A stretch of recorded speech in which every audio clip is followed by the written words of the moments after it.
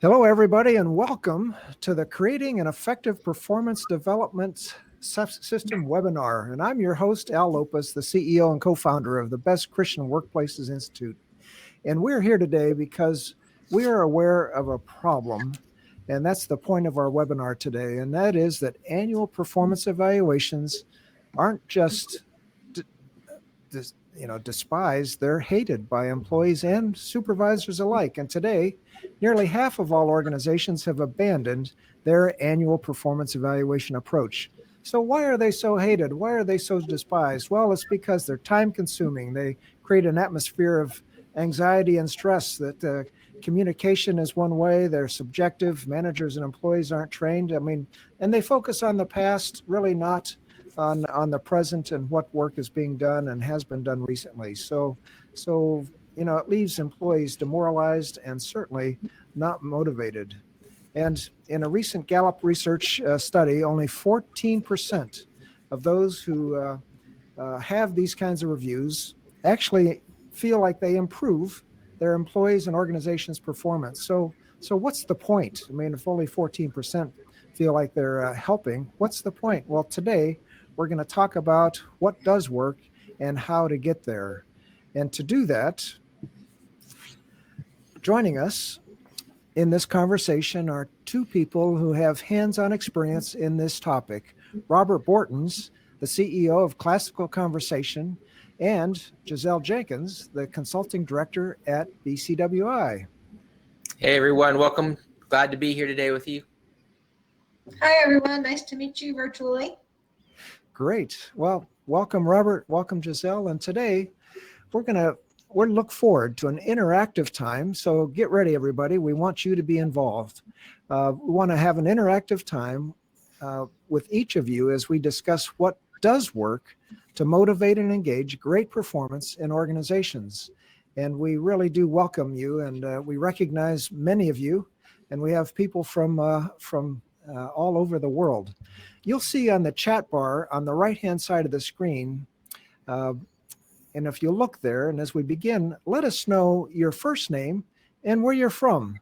We look forward to your input and your questions as we discuss this topic and bring to light some of the solutions that we have today. And also, your questions will be managed by our producer, Sarah Mistrick, from Phoenix, Arizona. So, all right. Welcome. Kathleen from Seattle. I think I recognize that one. Charlotte. Yeah. Hi, Victoria.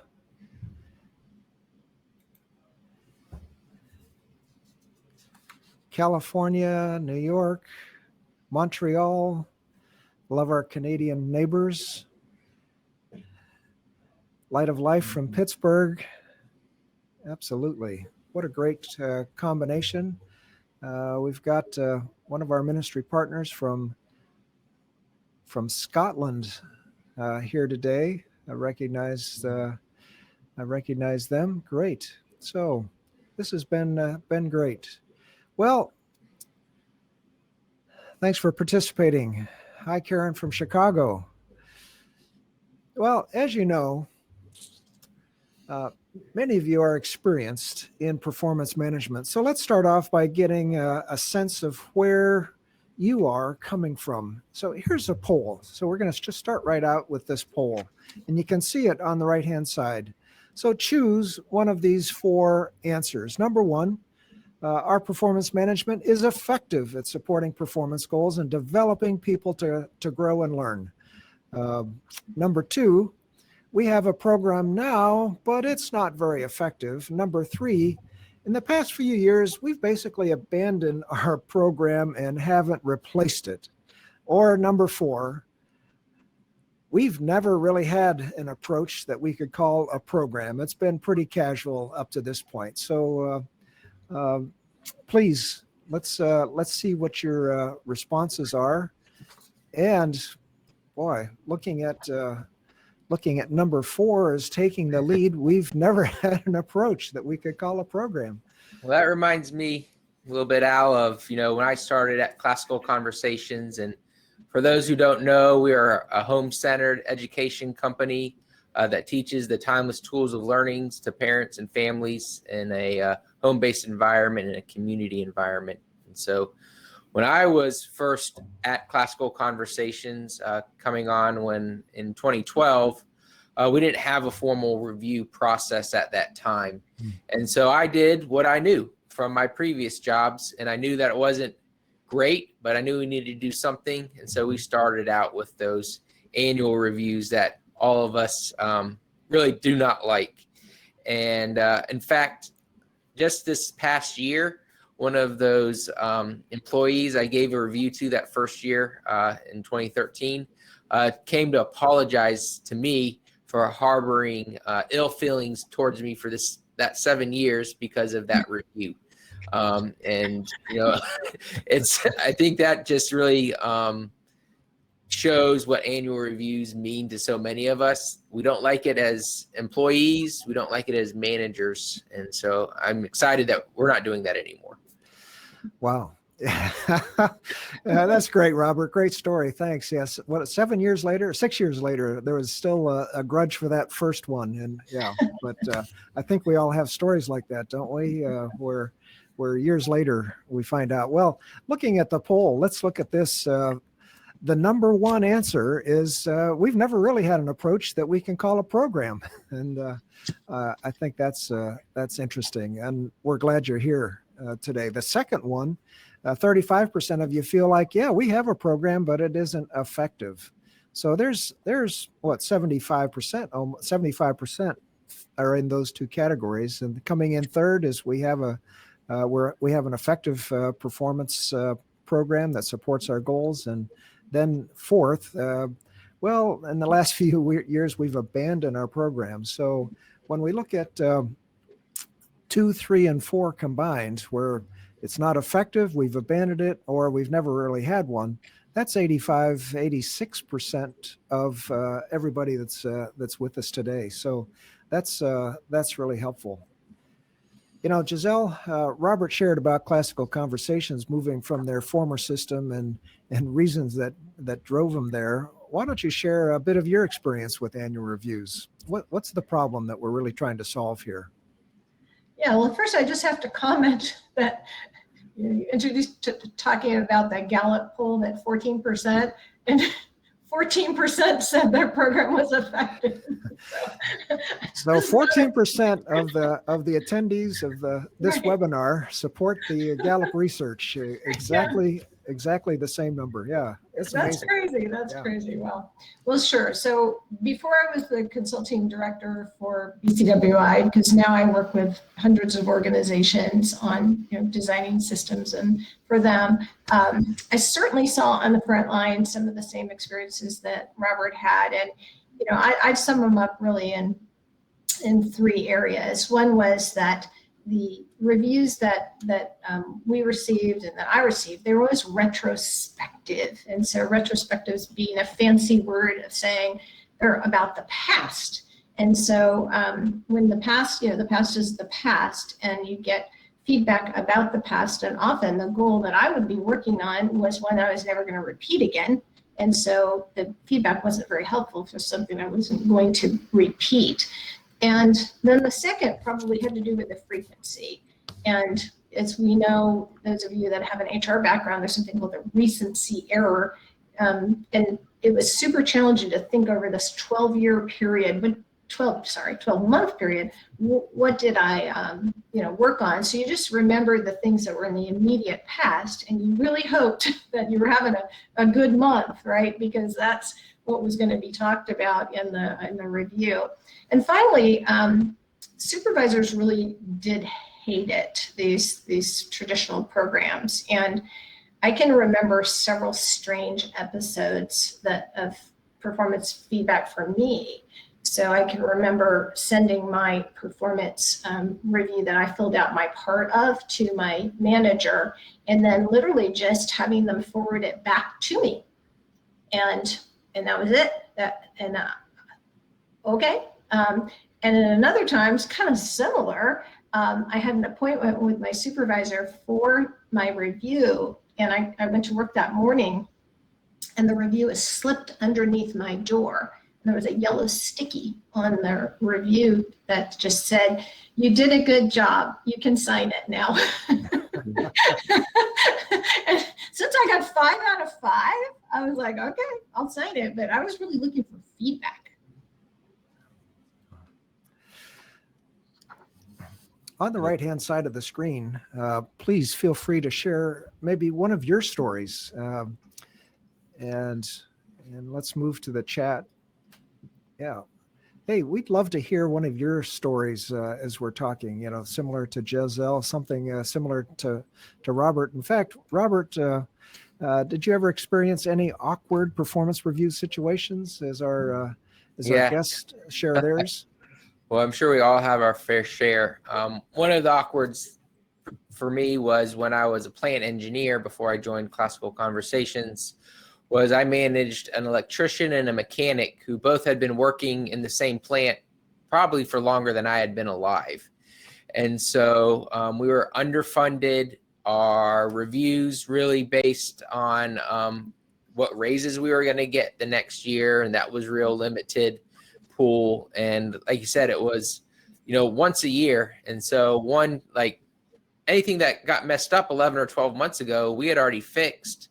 And it was really hard to remember anything from anything more than 2 or 3 weeks ago. So it was awkward for them. It was awkward for me. And the end result was we all got really, really low raises because there just wasn't money to be distributed out from it. So it was kind of not really tied to a great incentive. And then,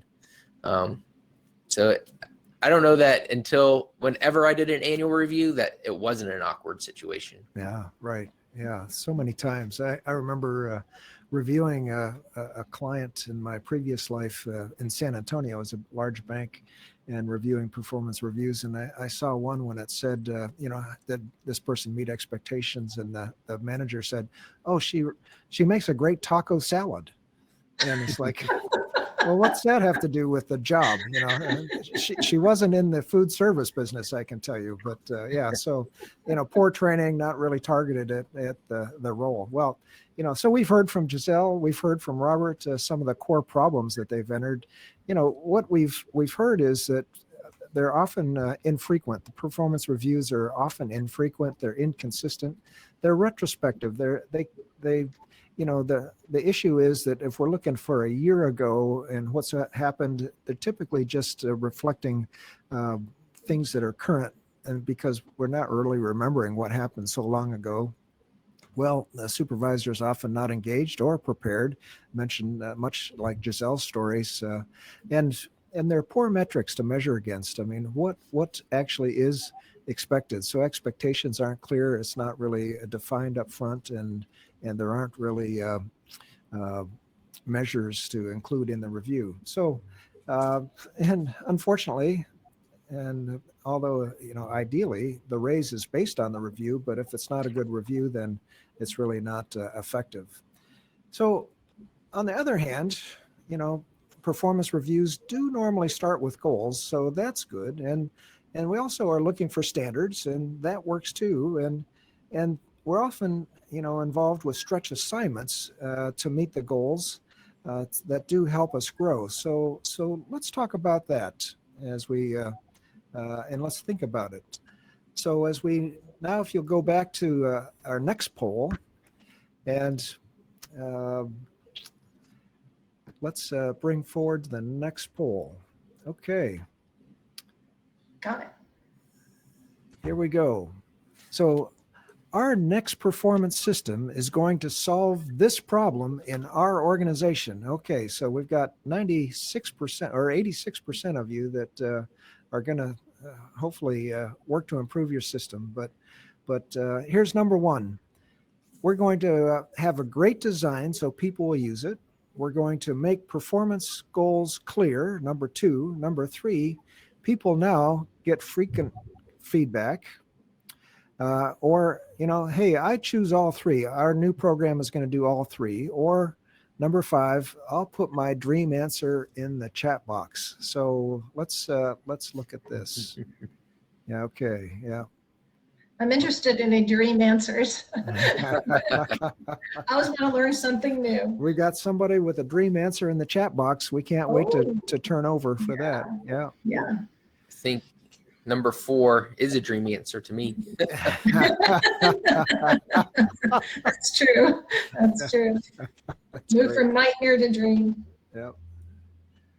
So again, it looks like 1, 2, and 3 are by far the thing we're looking for. That it's a great design that people will use. We want people to use it for sure. Where performance goals are clear, and that people now and will get frequent feedback, and that's one of the things that Giselle is going to introduce here a little later. So that's fantastic.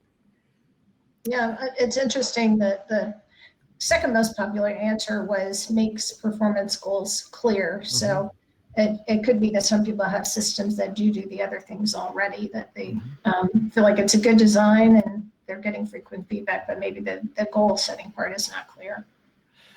And I love your feedback, Robert, from a leader standpoint. Yeah, the dream answer is that they get frequent feedback and have frequent conversations. And I know that you've been doing that quite a bit at Classical Conversations.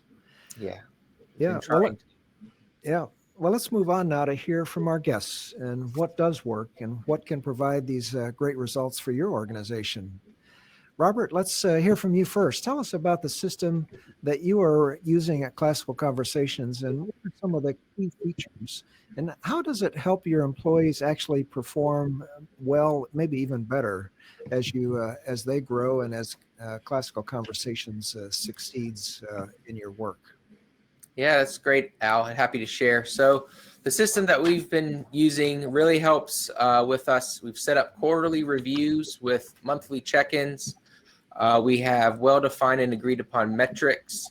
And really how we've developed those is because we hold these sessions within 2 weeks of our own annual or quarterly planning session. So as a leadership team, we have our quarterly planning session. And within a week, typically 2 weeks, everyone has metrics based on what our goals are for the next 90 days and the next year. And then we're also making sure that on that quarterly review that we have our core values and an opportunity to give feedback on how we're living out those core values for this past quarter. So we really look at that 90-day window.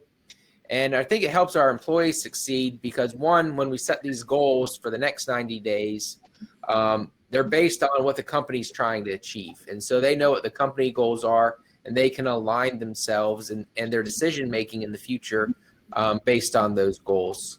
It gives them more autonomy. It gives them more decision-making in their jobs. And we all know that the lower down we can push decision-making, typically the better decisions we'll get and the faster decisions we'll have. And it allows us to really move quickly as an organization. And it just makes them find their job more enjoyable, more fun, and they know how their contribution is contributing to the bottom line and really to the top line, which at Classical Conversations, our mission is to know God and to make him known. And so that's the most important thing that we're trying to get alignment with. And then for us, I think it's great because we have lower turnover, we have higher happiness scores, our employees are flourishing, and they really enjoy coming to work each day. So that's just been a real blessing. And of course that comes lower turnover, lower HR issues. And it's just really great to see the team working together because we have so much clarity around those goals. And I also hear that it helps leaders want to come to work and contribute even at a higher level. Yes. Fun. Absolutely. Yeah. Thanks, Robert. Well, I hear you saying that there are some benefits in helping employees be clear about what they need to do, effective in their roles, and frequency gives them a chance to improve. So let's just talk about some of the things you've just mentioned to summarize. And as for how it helps Classical Conversations, what you're saying is there's better alignment across teams to company goals, and they're also working together, and they put in extra effort when needed, and you can fix problems faster. I mean, those are all really positive things. You also have seen morale improve, and we know that from your employee engagement scores, and it helps you with this feedback, you're able to quickly get at underlying issues that are causing problems. And finally, you mentioned turnover is improved, and that's really saved Classical Conversations money on hiring and onboarding, as you said. So that's fantastic. And these are just some of the things that I'm sure many of our participants would like to see in their organization. And as I look through their comments, that's exactly what I'm seeing. So Giselle, now let's hear from you. You've had a bit of experience designing and implementing performance systems, and in fact, have delivered one that's now available to our BCWI partners. And I think maybe even a couple of our listeners have had the chance to use it themselves. So tell us what it is that we've designed to do, and a bit about how it works. Yeah, sure. But I just want to say one thing before I get to that, and that's that I've now worked with Robert. I think we've just done our 5th engagement survey together. And when we were thinking about who do we want as the guest on this show, who's really doing this well, we thought immediately, and thank you, Robert, for deciding to do it. We have a very lofty vision at BCWI. We want Christian-led workplaces to be the best, most effective places to work in the world. And so Classical Conversations has had a really nice journey. I would say, for those of you listening that want to have highly engaged organizations, here's some keys. One is that they're a learning organization. They literally are a learning organization, but they are also a learning organization. So they're still learning. So they're always listening and, looking for new ideas and trying to be more effective. They're also humble. And I say that because you're going to change and someone says, hey, make this change. Whenever we've recommended changes, they try them, which is quite the humble thing to do. And they also, it's been interesting that they've grown a lot in the period of time. What, Robert, like 4 times the size? Yeah. Of when we started? Yeah. 3 times, I think. A little bit more than 3. Yeah. And a lot of the people went remote before COVID, and all that, what should have been communication challenges, but really, very positive communication. And they became a flourishing organization, even going remote and growing and everything else. So anyway, I would just encourage our participants today to listen to Robert because I know that a lot of you would also like to be flourishing organizations, and you've really done a good job. So I'm sorry to embarrass you, Robert. Let's just be on track to talk about my experience. So yes, I do have a bit of experience, about 20 years of experience designing and implementing performance and development programs. And the approach has changed dramatically in this 20 years. So if we go back 20 years ago, I would say systems were normally designed to evaluate and record performance. That was the idea. Evaluate it and record it.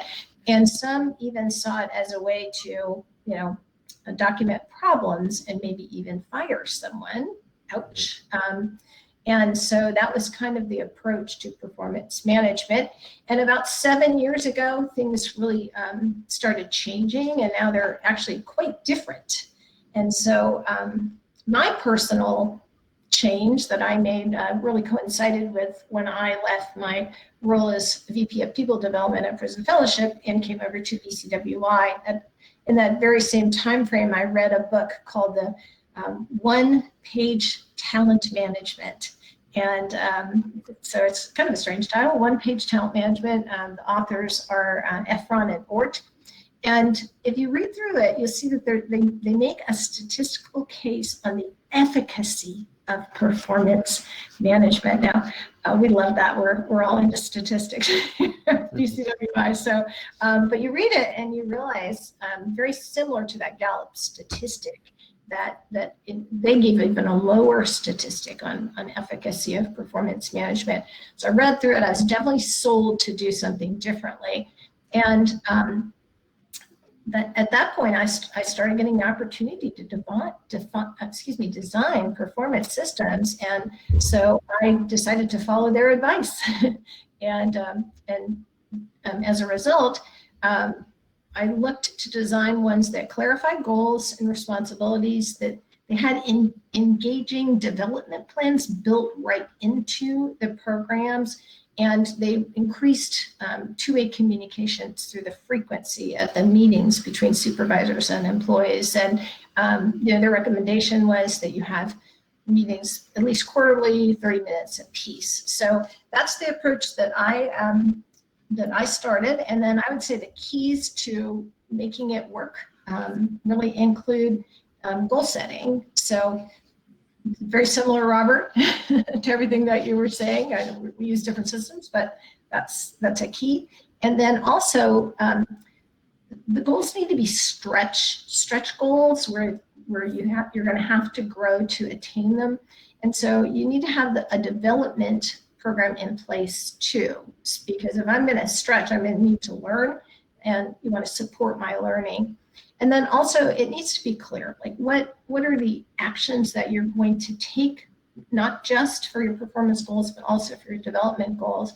And then I need you to check in with me. I don't need my performance review slipped under a door. I need a conversation that happens. And in that conversation, you're going to have this flexibility, and the flexibility is to change strategies. We might have agreed at the beginning of the year that this was the strategy. It's ineffective. A quarter later, we choose a new strategy. It gives us a chance to do that. So, the program is light on end of the year feedback, but super rich on this real-time feedback. Like I said, very similar to the way that Classical Conversations is going about it, especially the frequency and the rich feedback. Thanks. Between performance conversations, which you're talking about in the traditional performance evaluation or review process, and conversations happen while the goals are being worked on and provide feedback on how things are going and sometimes what needs to change.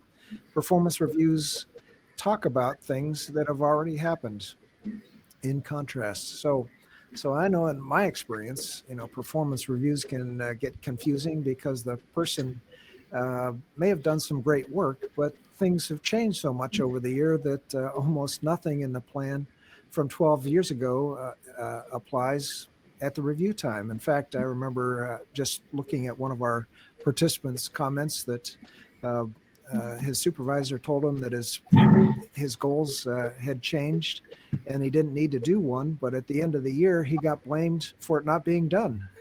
So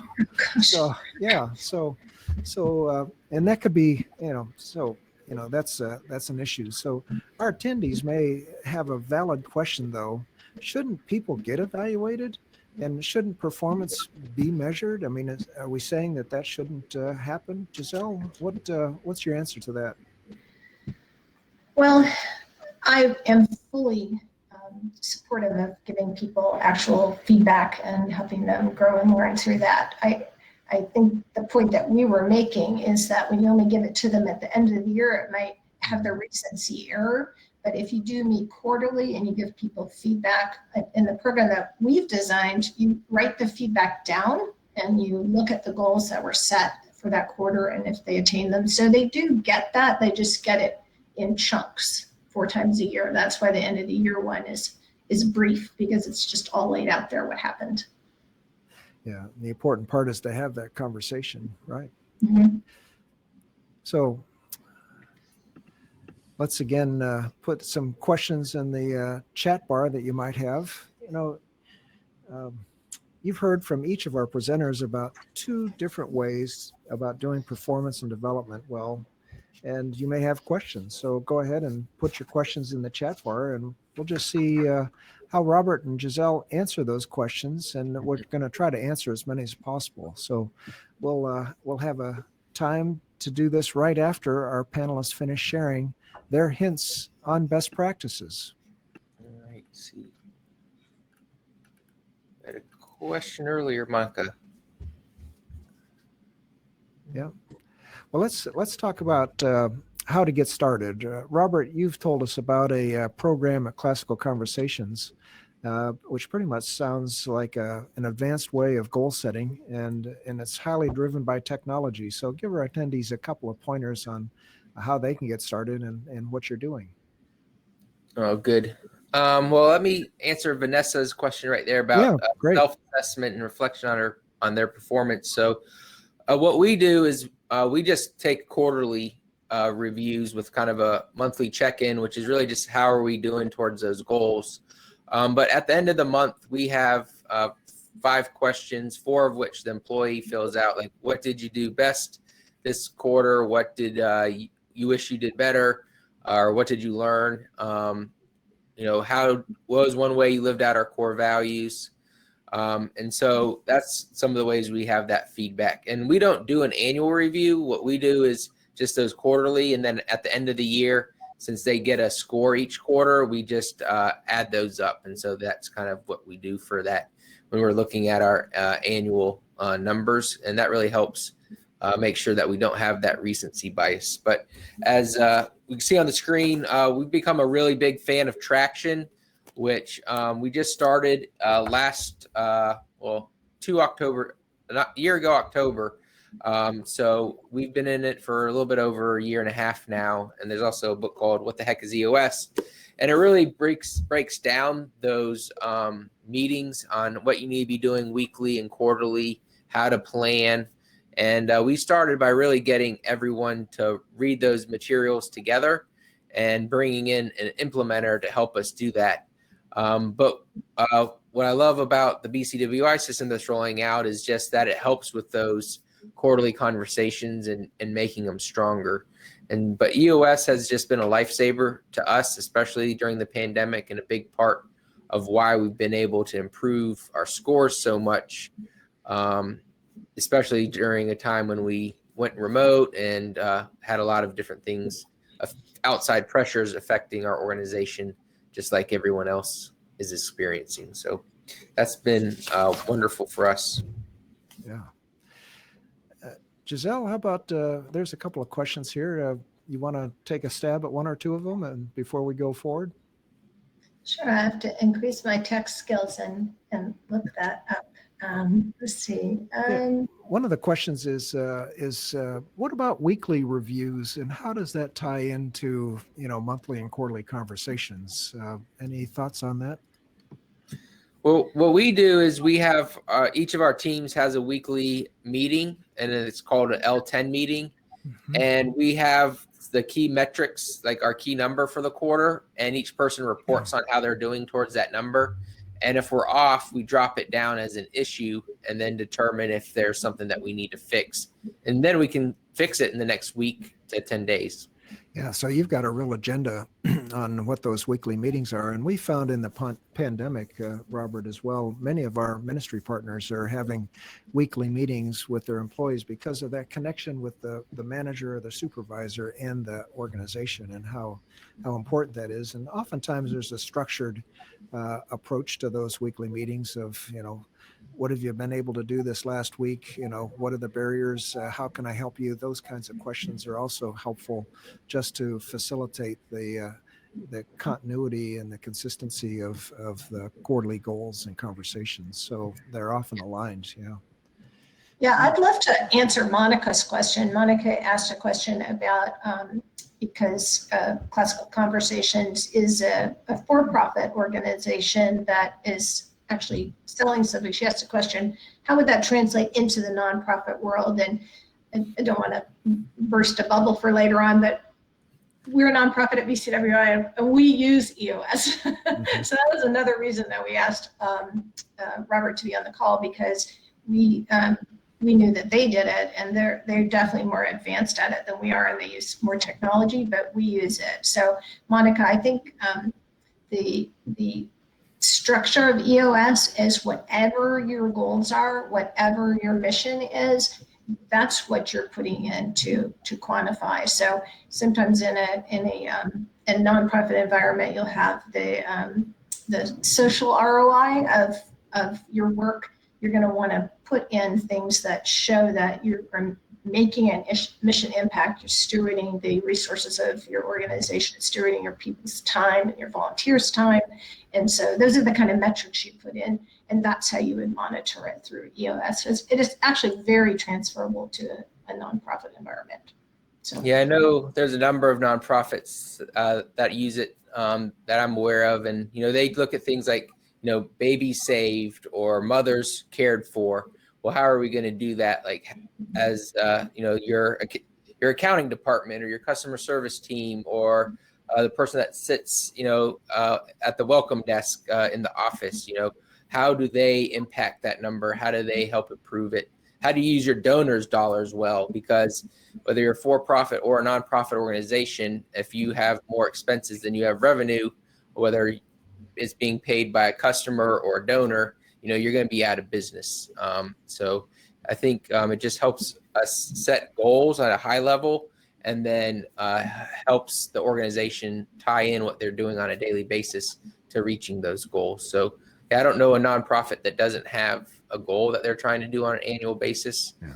And it's really, or a quarterly basis. And so it's really structures, are we achieving that goal, or are there things that we can do to improve the chances of success, or that are hurting our chances of meeting those things that we're trying to do? Yep. And I just did a podcast recently. Download the Flourishing Culture podcast. Robert has been a guest a couple of times, and there's a nonprofit a family service organization in the middle of Nebraska who is using EOS. So it certainly is an interesting approach, and it certainly is growing. Well, hey, let's move on. There's some other great questions here, but Giselle, tell us when performance conversation might be a good fit for an organization, and tell us a little more about it. Yeah, I'd say it's a good fit if your employees are asking for more feedback. And feedback is a really big deal these days. People all want more feedback than they're getting now. So if employees are asking for more feedback, and if you know that they do need clearer goals, and if they're asking for development, they want development to be part of their plans. It has an emphasis both on job goals, as I mentioned, and on those growth goals. It also allows for you to have a qualitative approach. So the quantitative approach being the goals and the action items. The qualitative approach being, how are we doing the ministry work that we're doing? So you think of the soft skills that a manager might need. You think of the values of your organization, that you want those to be part of your work, and you think of competencies, that could be part of what you're working on now, or it could not be, but that can be built into the program. So Christian-led organizations tend to really care about how the work is done, and I want you to do that.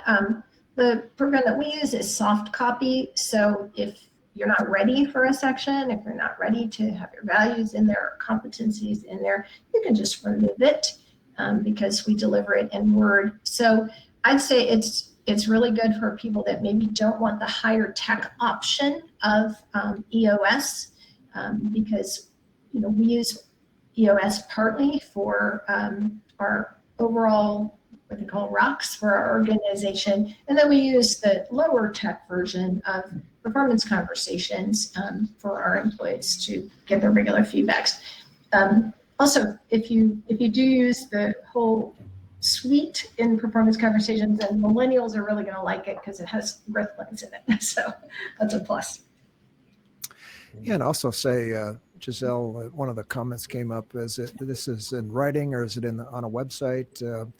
I found that when organizations, and particularly based on where you have self-identified as being kind of new or not really having formalized programs or having abandoned your programs, that having a program that's designed and flexible in a Word document is a great way to start. And then you can, as you get experience as an organization, you get trained and so on, then you can begin to look at more sophisticated online programs. So that's been our experience. So as we move on to questions from our panelists, other questions, just so you're aware that BCWI and uses both EOS and performance conversations. Giselle mentioned that earlier. Sometimes we get asked the question, do you also use your own employee engagement survey? And I can say, yes, we do that too. Yes, and and I know every leader, and I know how Robert feels every year when his employees are completing his. How that always is always a little tension, but anyway. uh, uh, and we do get asked more than once, can we get a sneak peek of how things are going before the survey's even closed? And the answer is always no. But we love the structure of EOS because it helps drive our ministry plan, and the performance conversations approach that Giselle's laid out really helps us lay out individual plans that are easy for our staff to design and work with, as well as just the way the conversation goes at the end of the quarter. And again, we have weekly, generally we have weekly discussions and feedback, one-on-ones, and that then leads to monthly all hands meetings that we have, and then quarterly discussions. So now let's get to our panelists to answer questions. Sarah, what other questions do we have for Robert and Giselle? Giselle, Jen is asking, any advice for different generations in the workplace and ways in going about those reviews? So baby boomers versus millennials, et cetera. Yeah, well, all the groups, probably the best set up to get this frequent feedback are millennials, because they went through their school systems. They really, are into all kinds of social media, which is all about feedback. And so they're probably the best prepared, probably then those of us that are baby boomers are the least prepared, because in our minds, feedback means criticism. So that was back in and Al's, I'm looking for you to nod your head, Al, when someone came up to us, in 1997 and said, I want to give you some feedback. You just take that deep breath and you don't want it because you think it's going to be the old sandwich. Anybody on the call remember the sandwich? Good, bad, good. That was the olden days. So that's not today's feedback. Today's feedback is, I love the book called Thanks for the Feedback by Sheila Heen. And feedback is showing that you appreciate and recognize someone, helping and coach them, and then giving them a bit of evaluation. So that's feedback. So from a generational standpoint, both of the programs that we've talked about are ideal for getting feedback.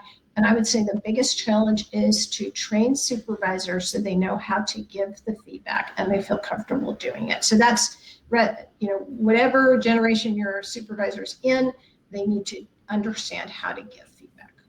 I'd also jump in and say, sorry, Robert, let me just say for millennials, this approach involves them first and directly. So they have input into it right at the beginning, not just handed something at the end, the way baby boomers kind of grew up. But yeah, Robert? Yeah, I think it starts with them having trust that you have their best interest at heart. I don't know that baby boomers particularly like the annual reviews. That's just what they were used to. Mm-hmm. And I think providing, you have those regular scheduled things to make sure things get documented and you've got a regular cadence so you don't miss anything. But hopefully we're giving coaching, as close to incidences as possible. Like we don't want to say, okay, it's January 1st, they did something wrong, I'm going to talk about it, the beginning of April when we have our quarterly review. We need to be coaching and getting that from the start. And I think it really starts from really clearly laying out your organization's goals and how you plan to achieve them. And I think that also answers maybe Carrie's question there too. But if we don't know what our goals are, or we think we're marching towards a goal, but we're really supposed to be going this way, it gets really frustrating. So until we clearly articulate what we're trying to accomplish as an organization and agree on it, you're not going to have a lot of success in any sort of system. Josh is asking about the right type of review to encourage staff. He's saying that his current workplace is challenging with feedback being constant and very stressful. So staff are feeling like they can't do their job right, no matter how hard they try. What are some tactics that he can use to make a review that encourages his staff? Yeah, well, I'd say, Josh, buy everyone that you can a copy of Thanks for the Feedback. Once again, we're very data-driven here, and it's a great book. It shows you that people will not listen to advice and corrective feedback unless 60% of the time when you have a conversation with them, you are appreciating and recognizing them. So that is the capital that you build up, the appreciation and recognition over and over and over and over. When they hear that more than half the time, then they're open because they think, you know me, you see me, you understand me, you believe in me, and now you're giving me some advice and I will listen to it. So you need to help your organization switch it around so that those supervisors and leaders are giving people that affirmation and that recognition, and then the people will naturally listen. And so, it's I'm very passionate about that, because you don't want it to be a situation, oh, here it comes. The only time they talk to me is when they say I need to improve. Asking, how do you handle a traditional occupation like teachers who have been subject to performance evaluations as part of their profession and assume that this is the only style of evaluations they should be subject to? Well, Yeah. yeah, I mean, obviously, we're not in the private school or public school setting where we have teachers and evaluating that standpoint. But I think for any system, it's, what can we change? What can we control, in our seat? And then how can we make it better for that person? And so sometimes we don't need to guess. Like, most people want to do a good job. And so just asking them, like, how can we give you feedback that'll help you be successful? Like, my heart is for you to be successful. I want to do that in a way that is helpful to you. And then modeling that as a leader is so important. So, we say here, one of the things that Patrick Lencioni talks about is humble, hungry, and smart, and how he looks for, whether it's a nonprofit and volunteers or an employee, people who have humility, who are hungry, they want to do a good job, and who are smart, not necessarily IQ smart, but like people smart and get along with everyone. And one of those things is we're never going to be perfect in all of these. There's only one perfect person, and they hung him on a cross almost 2,000 years ago, and that was Jesus Christ. And so we always have something to work on. So as a leader, it's our job to model the behavior that we want others to see. So if I know that I need help in humility, then I need to be transparent with that with my peers. And so if I'm in a meeting or something like that, and I'm like, hey guys, this month I'm really working on my humility. I don't know that I'm where I want to be with that. So if you see me not being humble, I give you permission to call me out right there. I want you to stop in that meeting and saying, Robert, I don't want you to be humble. You're not acting humble right now, I don't think. And call me out like that. And then give them the permission and live it out. And so until we are willing to step out and want to improve ourselves and show the humility that we want our coworkers, our peers, those even reporting to us, to that we're walking the walk, no performance system is going to work. But if you're doing that, you almost don't need a performance system because you build a performance culture. Yeah, that's great. And I'd also, I think it was David who had the question. Definitely have them get a copy of the one-page talent management, and also Google the statistic from Gallup on 14% effectiveness, and explain those traditional systems are not effective. They may have graded the teachers. The teachers may have had a grade as a result, but they did not improve their performance as a result. They probably became resentful. Yeah. Let me move us forward here. We're about 10 minutes away from the end, and it's been interesting. I'm seeing that, again, 86%. So you're not really happy with your system, that, it's broken, or you don't really have one. So I'm going to encourage you, let's get started with a performance feedback system. And again, a great place to start is creating a system or using a system that is word based, that is not necessarily predefined in a set of software to start with, and get used to it. Get your supervisors and employees trained on how to do it, and then you can move forward. That's a great first step that we'd really recommend. So I encourage you all, let's move forward, because they're really important. Having this kind of performance management process really impacts not only the culture of your organization, but the performance of your organization. Robert, you've mentioned a little bit about Traction, so tell our listeners where to go to find more information in Traction. Yeah, you can go to their website, eosworldwide.com, to find information. Like I said, there's what the heck is EOS? We had all 150-ish employees read this book as part of their development when we were using, and a number of us read Traction as well. We hired an outside implementer. That was super helpful to us. I don't know that we would have gone through the pandemic as well if we hadn't started doing that. And I just see everyone really excited to show up and work, and that we're really getting down to a lot of root issues. So, and I love the BCWI. I think you guys are going to send out a sample or something, preview to everyone who's on the call today. That's a great tool as well that complements and the EOS process. So we're looking forward to diving into that as we work through it. But it just takes time. And if you don't have a system already that you're running on, I really just encourage you to find something and do it, because a lot of the issues that I see that we used to have everything was too ambiguous. We hadn't defined what success was. People didn't know what our goals were as an organization, and that just made for a lot of frustration. Yeah, and Giselle, I've just said I really encourage 86% of those attending that want to see some improvement in their system to really take action. What would you suggest? Yeah, well, our listeners can find out more about performance conversations at info@bcwi.org.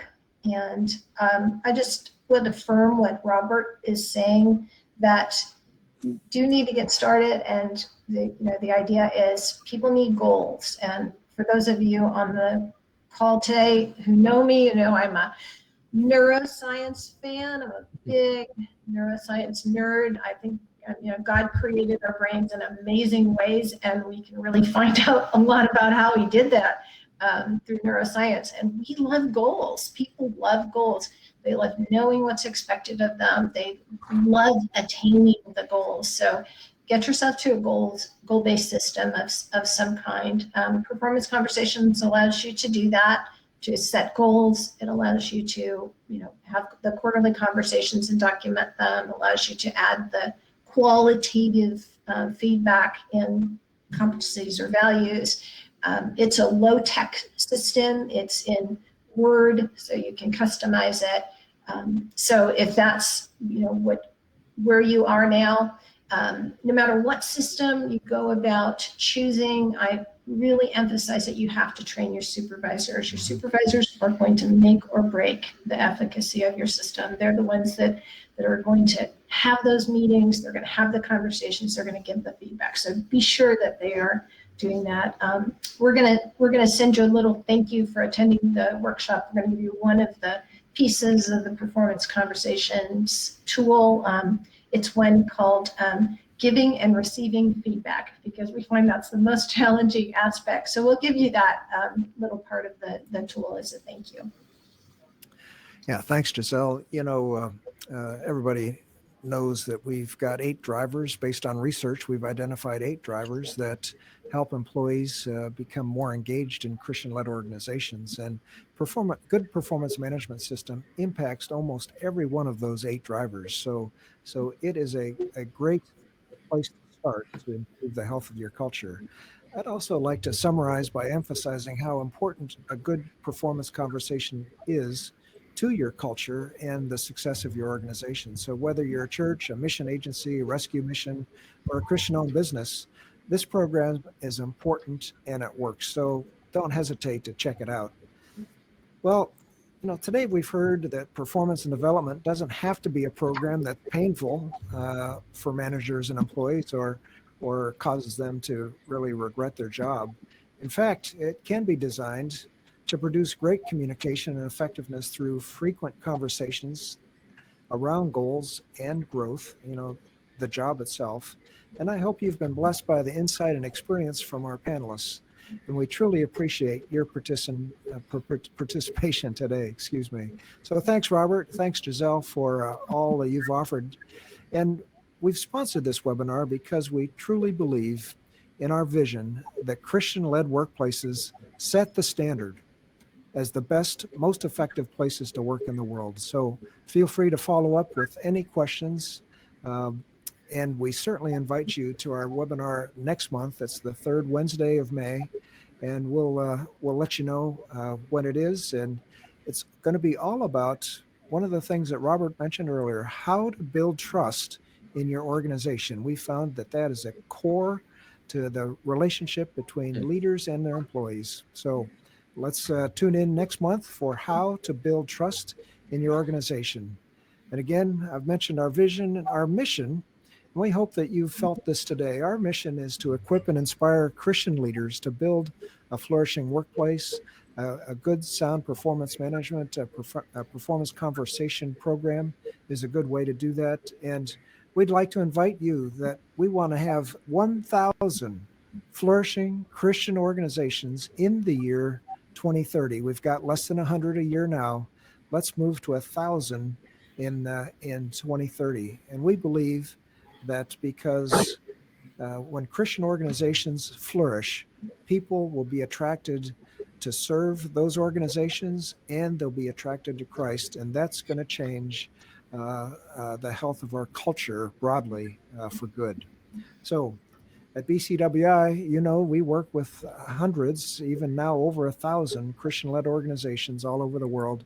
We believe God wants his people and organizations to flourish. So thanks for coming, and we look forward to following up with you via email. So God bless you. Thank you. Thanks, everybody. Thanks, Al. Thanks, Giselle. Thank you, Robert. Take care.